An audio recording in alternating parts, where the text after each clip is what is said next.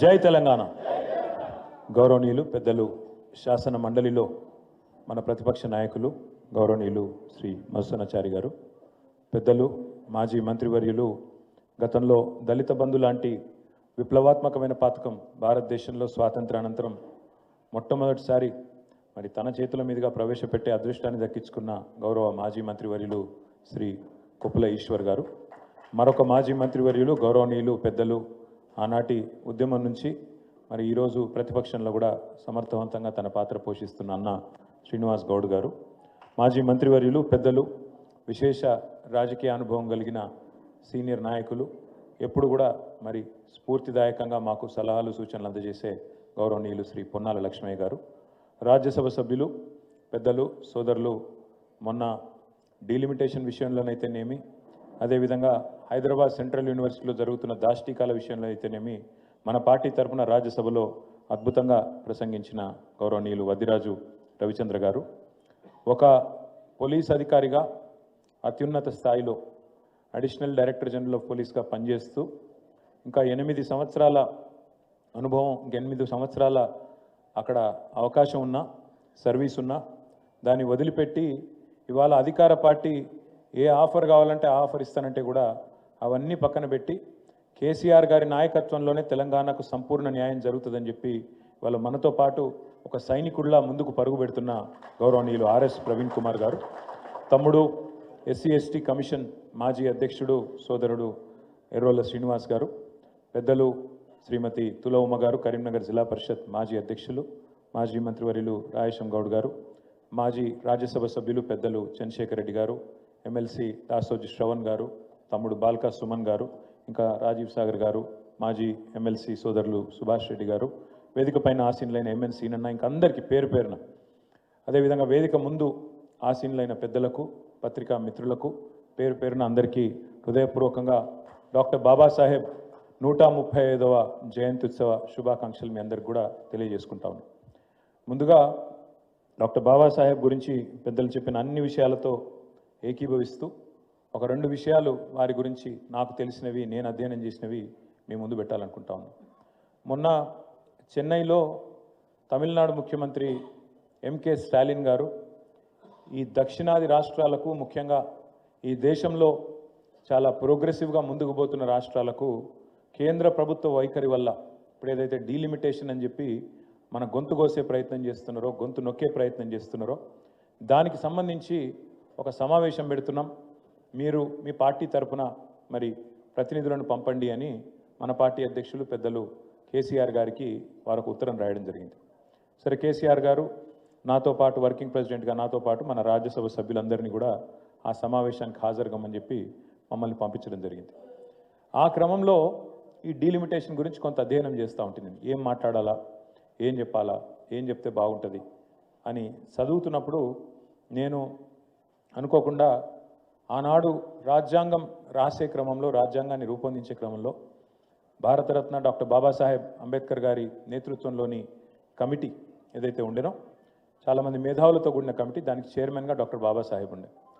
So ఆ committee ప్రతి అంశాన్ని సునిశ్చితంగా లోతుగా పరిశీలిస్తూ ఏం చేయాలి, ఏమేం పొందుపరచాలి, మరి ఎన్నో కోట్లాది మంది ఆశలతో ముడిపడ్డ ఈ దేశ భవిష్యత్తు, మరి ఇన్ని రకాల వైవిధ్యాలు ఉన్న దేశం, ఇన్ని భాషలు, ఇన్ని మతాలు, ఇన్ని కులాలు, ఇన్ని ఉపకులాలు, ఇన్ని సంస్కృతులు, ఇన్ని ఉన్న దేశం కాబట్టి దీన్ని ఐక్యంగా ఎట్లుంచాలి, ముందుకు ఎట్లా తీసుకుపోవాలి అని ఆలోచించే క్రమంలో ఆ కాన్స్టిట్యూయెంట్ అసెంబ్లీ డిబేట్స్ అని జరిగినాయి ఆనాడు. అంటే ఆ రోజు ప్రతిదాన్ని చాలా ప్రజాస్వామికంగా, ప్రజాస్వామ్య స్ఫూర్తితోని ఏ అంశమైనా లోతుగా చర్చించి ఫైనల్గా రాజ్యాంగంలో పొందుపరిచినారు.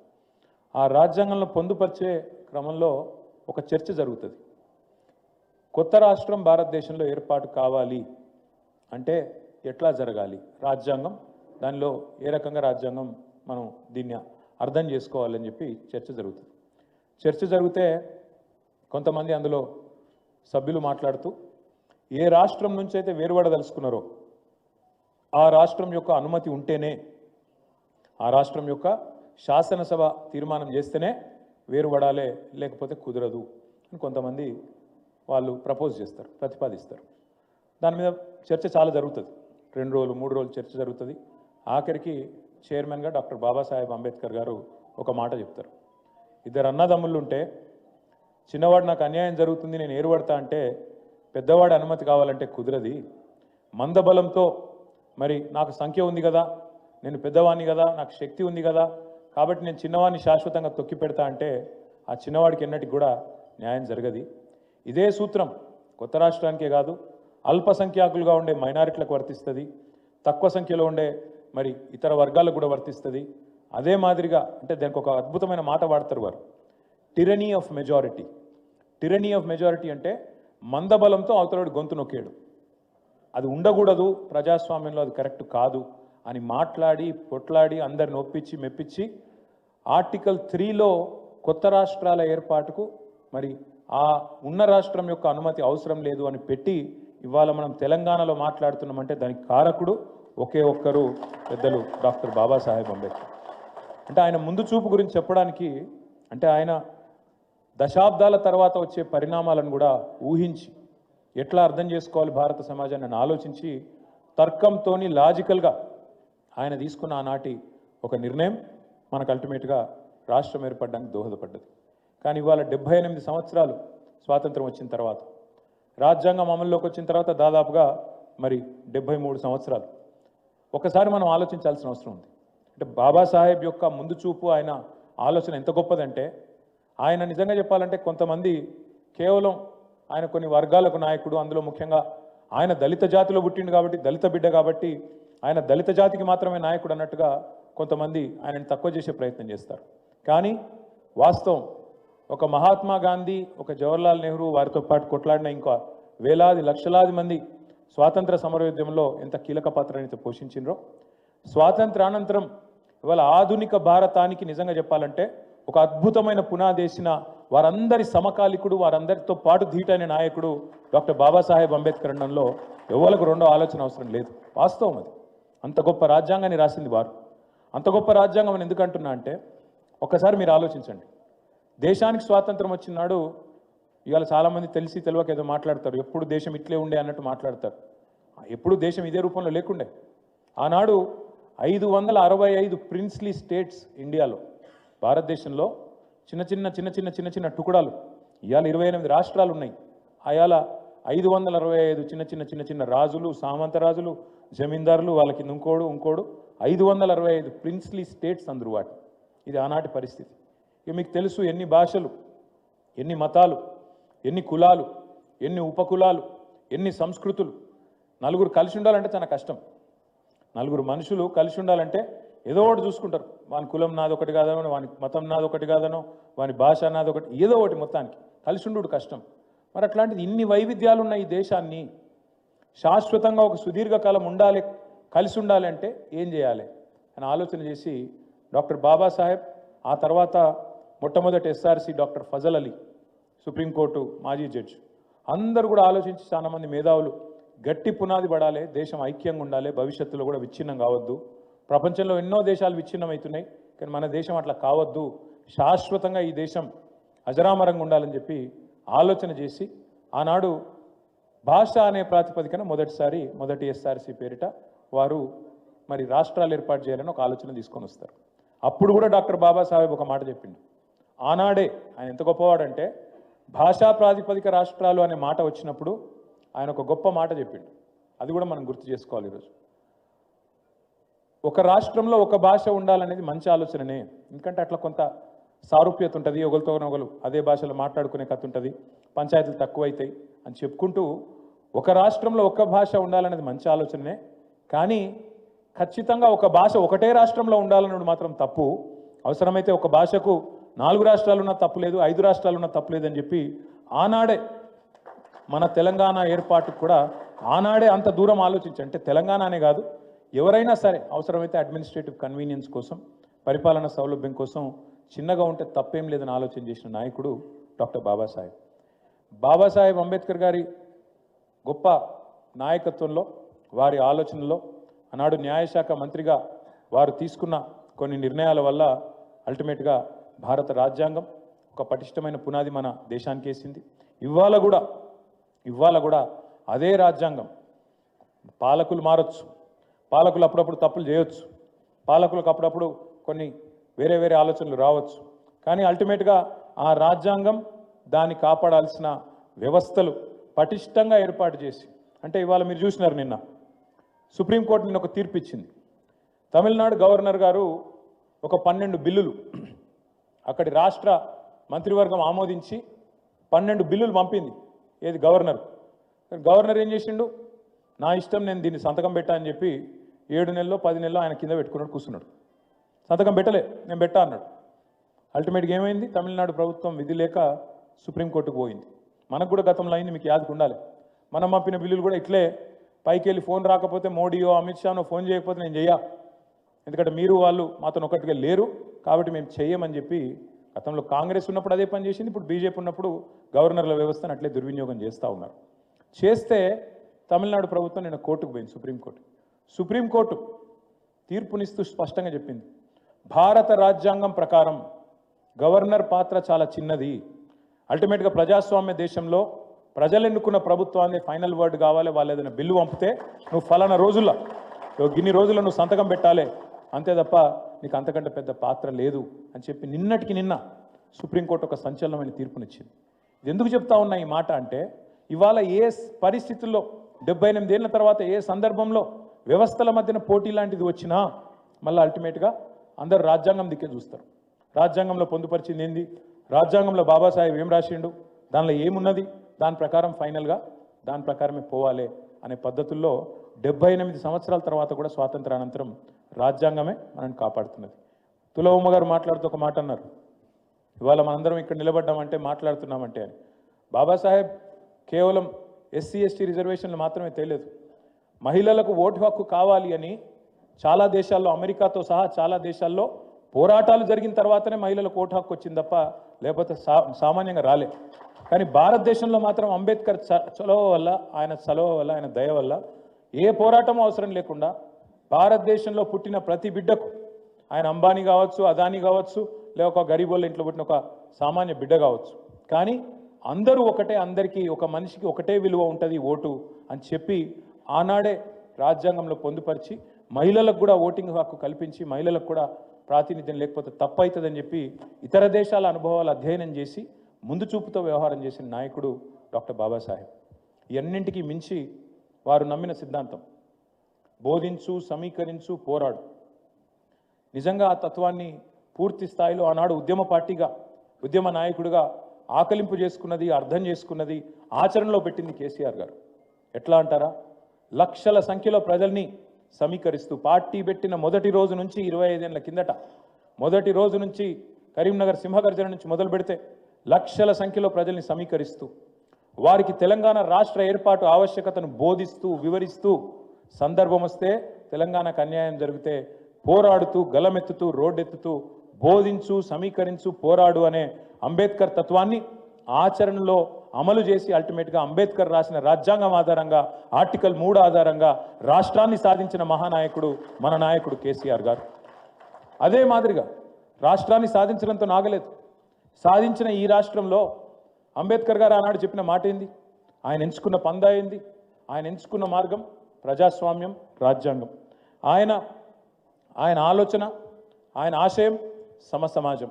అందుకే కేసీఆర్ గారు ఒక నినాదంగా మాత్రమే జై భీమ్ని తీసుకోలేదు, ఒక విధానంగా మార్చుకున్నాడు. దాన్ని మార్చుకున్నారు కాబట్టే దేశంలో ఎక్కడ లేని కార్యక్రమాలు మన రాష్ట్రంలో మనం చేసుకున్నాం. ఇప్పుడే నాకు డాక్టర్ ఆర్ఎస్ ప్రవీణ్ కుమార్ గారు చెప్తున్నారు, అన్న ఒకనాడు అంబేద్కర్ గారు అమెరికా పోవాలంటే, కొలంబియా యూనివర్సిటీకి పోవాలంటే బరోడా మహారాజ్ పిలిచి, పిల్లగాడు చాలా తెలివైనడున్నాడు, అద్భుతాలు చేస్తాడు ఈ పిల్లగాడని చెప్పి ఆయన ఆశీర్వదించి బాబాసాహెబ్ నానాడు కొలంబియా పంపిండన్న. కానీ ఆయన బరోడా మహారాజు ఒక్క అంబేద్కర్ గారికి ఆయన దీవెన ఇచ్చిండు. కానీ మన ప్రభుత్వంలో మనం వేలాది మంది పిల్లల్ని అమెరికా పంపినాం, వేలాది మంది, లక్షలాది మంది పిల్లల్ని పటిష్టమైన పునాది 1022 పాఠశాలలు పెట్టి ఒక్కొక్క పిల్లోడి మీద భారతదేశంలో ఏ ప్రభుత్వం ఖర్చు పెట్టదు.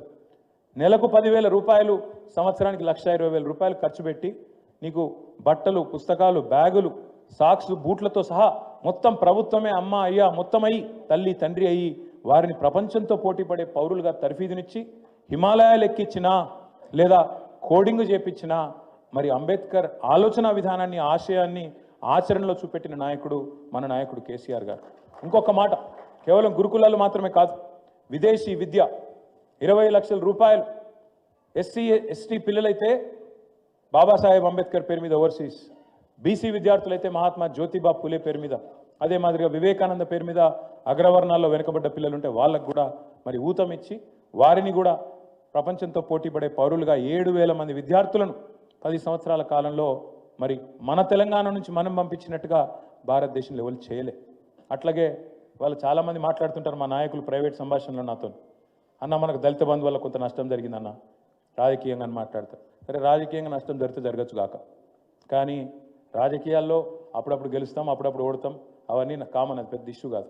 నష్టం జరిగిండొచ్చు కాక పర్వాలేదు, కానీ కేసీఆర్ లాంటి ఒక సాహసి, ఒక స్వాప్నికుడు, ఒక దమ్మున్న కలేజా ఉన్న నాయకుడు మాత్రమే దళిత బంధు లాంటి పథకాన్ని ఆలోచన చేయగలుగుతారు.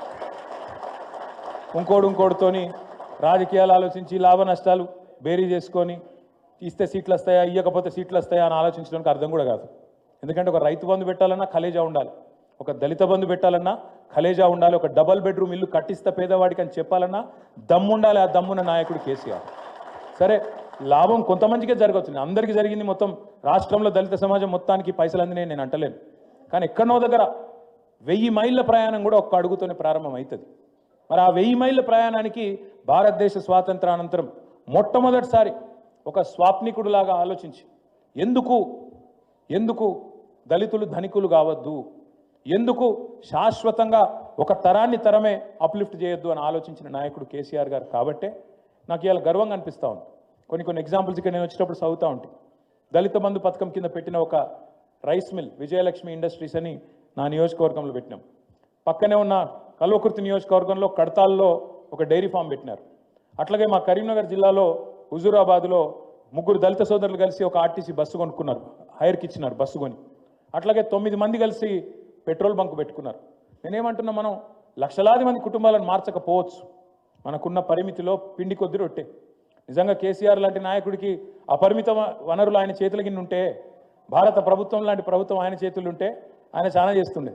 కానీ పరిమితమైన వనరుల్లో ఇన్ని మిగతా అవసరాలు చూసుకుంటూ, అందరిని అరుచుకుంటూ, అందరిని కాపాడుకుంటూ ఉన్నంతల పిండి కొద్ది రొట్టె అన్నట్టు చేయాలని చెప్పి సంవత్సరానికి కొన్ని వేల మందికని ప్రపోజల్ పెట్టి ఈ స్కీమ్ తెచ్చింది. సరే, దాన్ని రాజకీయంగా విపరీతార్థాలు తీసి సమాజంలో లేనిపోని అసూయ ద్వేషాలు చెలరేగేటట్టు చూసి, అరే నిన్నటిదాకా సుమన్ నల్లంగా వేసుకున్నాడు, ఇప్పుడు తెల్లంగా వేసుకుంటుండు, ఆయనకు ఎందుకు పెద్ద పీటేస్తున్నారు మీరని ఇంకోని రెచ్చగొట్టి కొంతమంది చిల్లరగాళ్ళు రాజకీయ లబ్ధి పొందొచ్చు. కానీ నేను మాత్రం గర్వపడుతున్నా, కేసీఆర్ సైనికుడుగా ఆయనకు సల్యూట్ చేస్తున్న దళిత బంధు లాంటి పథకాన్ని ప్రవేశపెట్టినాం. కానీ డాక్టర్ బాబాసాహెబ్ అంబేద్కర్ జయంతి రోజు ఖచ్చితంగా ఆ బాబాసాహెబ్ అంబేద్కర్ పేరు వాడుకొని మోసం చేసిన కాంగ్రెస్ పార్టీని అడగాలి. ఇగో మేము చెప్పిన కాంగ్రెస్ వాళ్ళు ఎస్సీ ఎస్టీ డిక్లరేషన్ అని చెప్పిండ్రు, అందులో బాబాసాహెబ్ అంబేద్కర్ పేరు వాడుకున్నారు. ఏమన్నారు, కేసీఆర్ 10 లక్షలు ఇస్తుండు దళిత బంధు అని, మేము 12 లక్షలు ఇస్తాం అని చెప్పి మల్లికార్జున్ ఖార్గే సాబ్తో చెప్పించారు. చిన్న చితిక వ్యక్తి కాదు, All India Congress Committee president, భారత జాతీయ కాంగ్రెస్ అధ్యక్షుడు మల్లికార్జున్ ఖార్గే సాబు చేవెళ్ళకొచ్చి ఎస్సీ ఎస్టీ డిక్లరేషన్ రిలీజ్ చేసి 12 లక్షలు ఇస్తామని చెప్పిండు. నేను అడుగుతున్నా రేవంత్ రెడ్డి గారిని, 2 బడ్జెట్లు పెట్టినావు అంటే 40% టైం అడిచిపోయింది, ఇంకెప్పుడు పెడతావు అంబేద్కర్ అభయ హస్తం, ఎప్పుడు ఇస్తావు 12 లక్షలు? 12 లక్షలు కాదు కదా, నాకైతే తెలుసు, మీకు కూడా తెలుసు, రాష్ట్రంలోని దళితులందరికీ అర్థమైపోయింది, 12 రూపాయలు కూడా ఇవ్వడు వీడు, పచ్చి దొంగ. ఇంకొక మాట, 6 లక్షలు ఇస్తా అని చెప్పిండు. 5 లక్షలు కాదు డబుల్ బెడ్రూము, 6 లక్షలు ఇస్తా నేను, మిగతా వాళ్ళకి 5 లక్షలు ఇస్తా, ఎస్సీ ఎస్టీలకు 6 లక్షలు ఇస్తా అని చెప్పిండు. మరి నేను అడుగుతున్నా ఇవాళ డాక్టర్ బాబాసాహెబ్ జయంతి సందర్భంగా, ఏమైంది నీ 6 లక్షల మాట? ఎక్కడ పోయింది? ఖార్గే గారు ఎక్కడున్నారు? రాహుల్ గాంధీ ఎక్కడున్నాడు? మీరు చెప్పిన కథలేమాయే ఎస్సీ ఎస్టీ డిక్లరేషన్ ఇంకా చాలా చెప్పిర్రు. నేను 2 అడుగుతున్నా. ఏమన్నారు ఆ రోజు? అసైన్డ్ భూముల పునరుద్ధరణ, సమాన హక్కులు, పట్టాలు ఇస్తామన్నారు అసైన్డ్ భూములకు. మరి ఇలా భూహారతో ఏదో మొదలుపెట్టిరు. ఇస్తావా?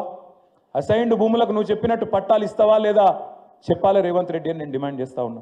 అట్లాగే మీరు చెప్పినారు ప్రత్యేక రిజర్వేషన్లు కల్పిస్తామని చెప్పారు. అట్లాగే కాంట్రాక్టులలో కూడా బ్రహ్మాండంగా మరి జనాభా దామాషా ప్రకారం దళితులకు గిరిజనులకు 18%, అదేవిధంగా 10%, 28% ప్రభుత్వ కాంట్రాక్టులలో కూడా మీకు వాటా కల్పిస్తామని చెప్పిండ్రు.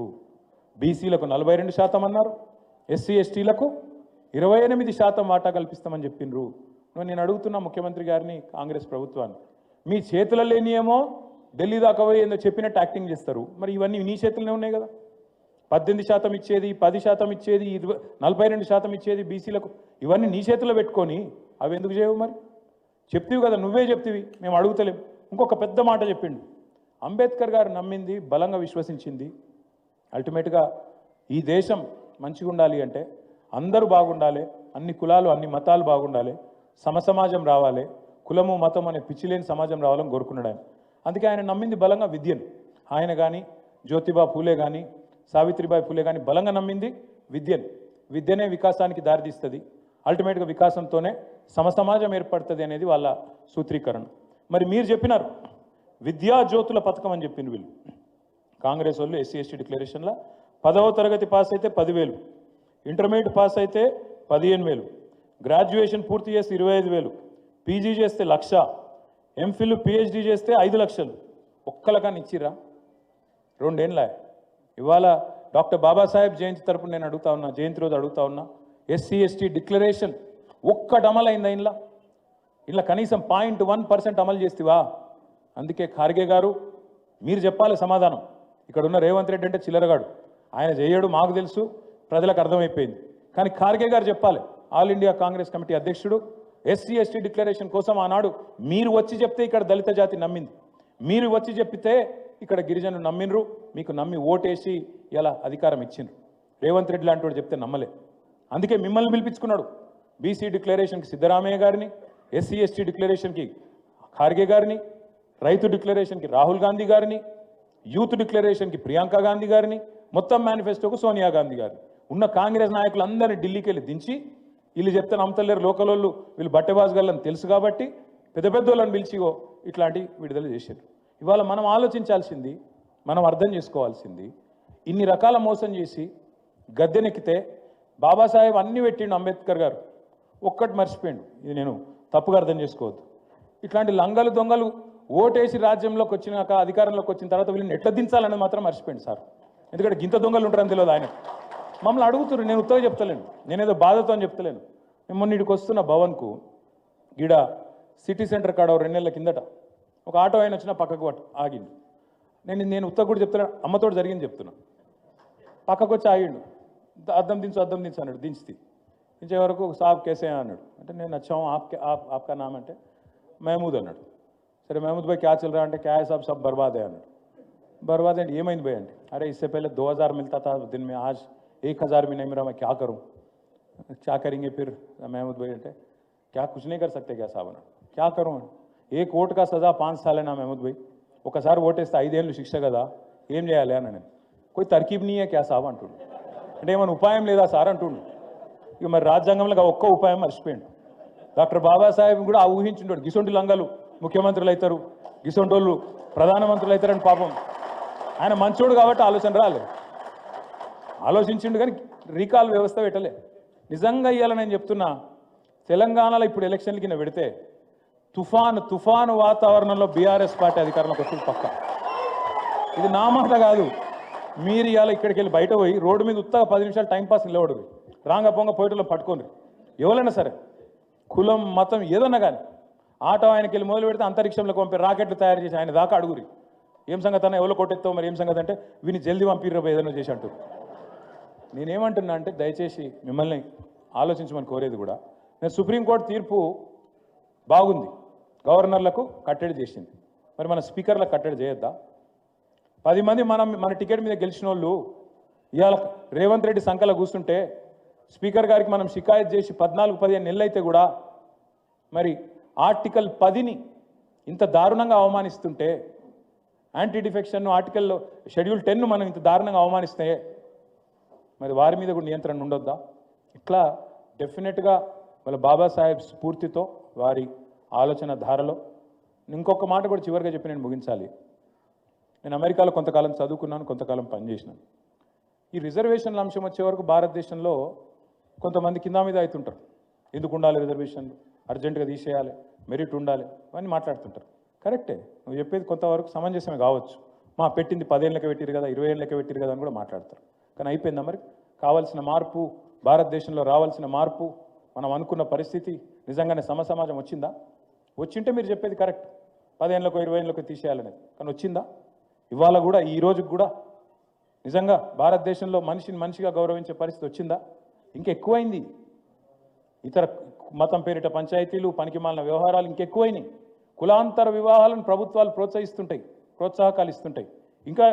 ఇంకా కూడా ఎన్ని ప్రోత్సాహకాలు ఇచ్చినా ఇంకా కూడా జరుగుతలేవు. ఇదంతా ఎందుకు చెప్తున్నా అంటే, రిజర్వేషన్లు అనగానే ఆ చట్రంలోనే బాబాసాహెబ్ను బిగించి ఆయనను చిన్నగా చేసి చూపెట్టే కార్యక్రమం కేవలం కొన్ని జాతులకు మాత్రమే న్యాయం చేసిండు, దేశానికి కాదు అనే ఒక బదనాం చేసే కార్యక్రమం ఏదైతే చేస్తున్నారో కొంతమంది.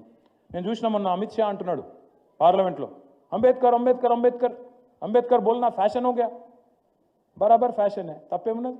అంబేద్కర్ మంచి చేసిండు కాబట్టి బరాబర్ ఆయన గురించి మాట్లాడుకోవాలి. మీలాగా చెడు చేయలే, మీలాగా దేశానికి గబ్బు పట్టియలే, మతం పిచ్చి లేపి పిచ్చోళ్ళని చేసి, దేశంలో వేరే ముచ్చట లేకుండా చేసి, మతం మాత్రమే ఉన్నది ఇంకేం లేదు దేశంలో అన్నట్టు గబ్బు లేపలే దేశాన్ని.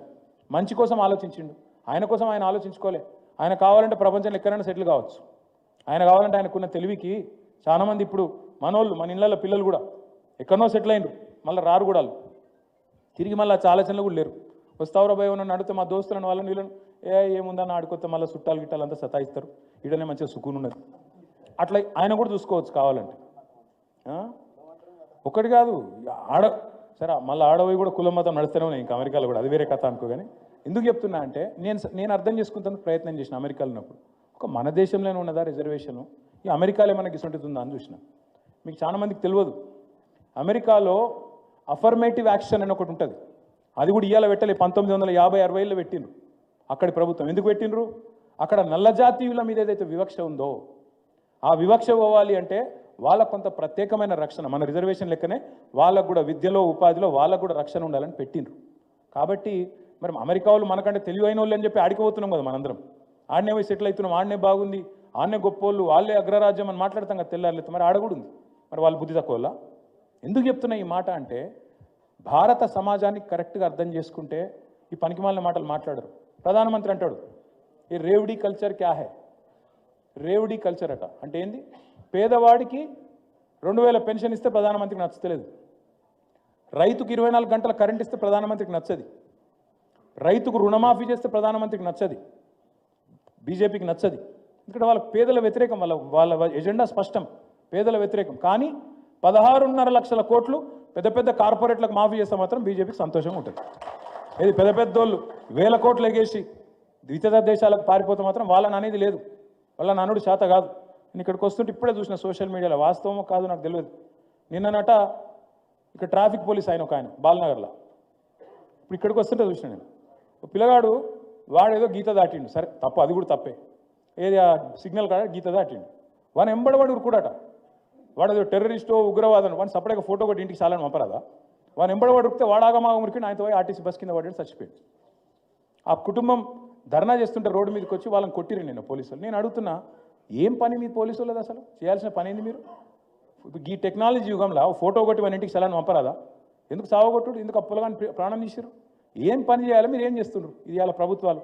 వాడేమో 16 లక్షల కోట్లనే కొట్టిపోయినని వాడు ఇడిచిపెట్టిండు, వాడు కేవలం చిన్న వాళ్ళ మీద వాడు పడతాడు.